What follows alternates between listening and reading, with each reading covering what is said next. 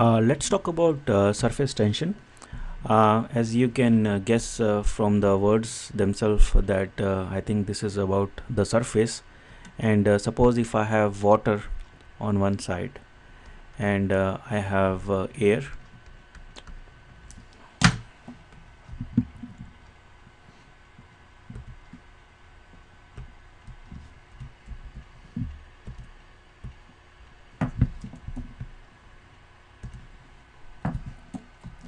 Hi, let's talk about surface tension today. So as you can guess, this should be about the surface. And if you're looking at air-water interface, we have air and we have water. And then we have lot of molecules which are on the surface of or the interface. And there are a lot of molecules which are inside. So as we know that water is H2O. So H and then two O's, and if I have another water molecule on the side, then there will be attraction between these water molecules. This is because of the hydrogen bonding, and that means that water likes another water molecule. So if I'm looking at this particular water molecule in the center, then it can interact with all the molecules in the neighbor. So it's this water molecule is relatively happy because he is making hydrogen bonding with all of the neighboring ones.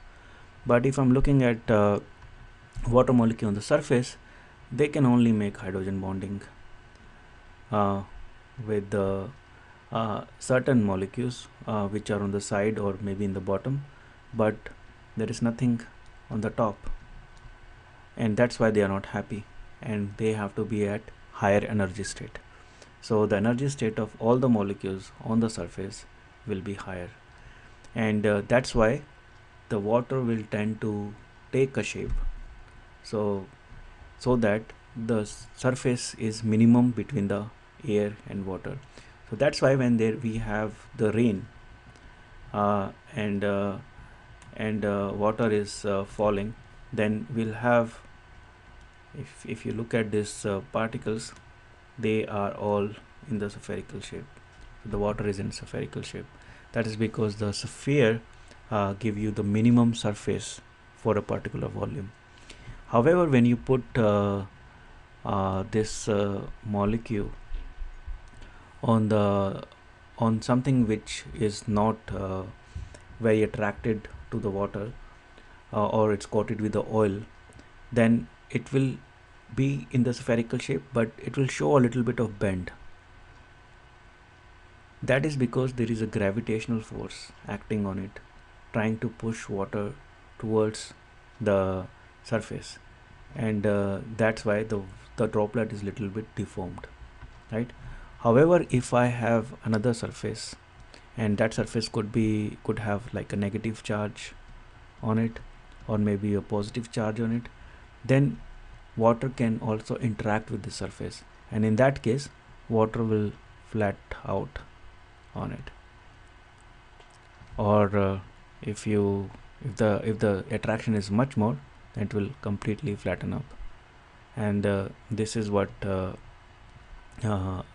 you can use to actually calculate the hydrophilicity of the substrate. If the water is very loving to the substrate, then you will not see any kind of curvature here. But if you see a little bit of curvature, that means although there is attraction between water and the substrate, but still there is somewhat of the water bonding is much more stronger than the water substrate bonding.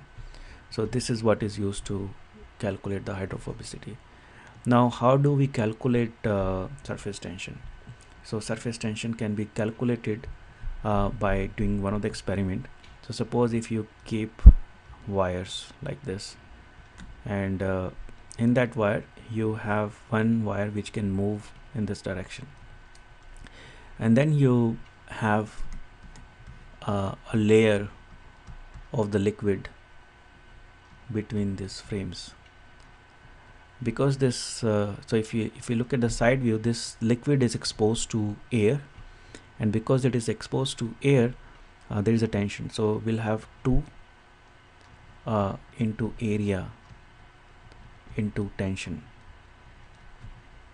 So that will be the energy state, that will be total energy of this interface. Now if you move this in this direction, so now let's move this a little bit on this side. So when you move it in this direction, there will be a small change, and that could be called as maybe delta A. So you moved it by delta A.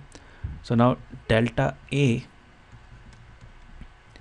into 2T will be equal to work done, and then tension can be calculated by W over 2 delta A. So that's how you can calculate the tension. Another way to calculate the tension is by using a plate. So suppose if you have a hydrophilic plate,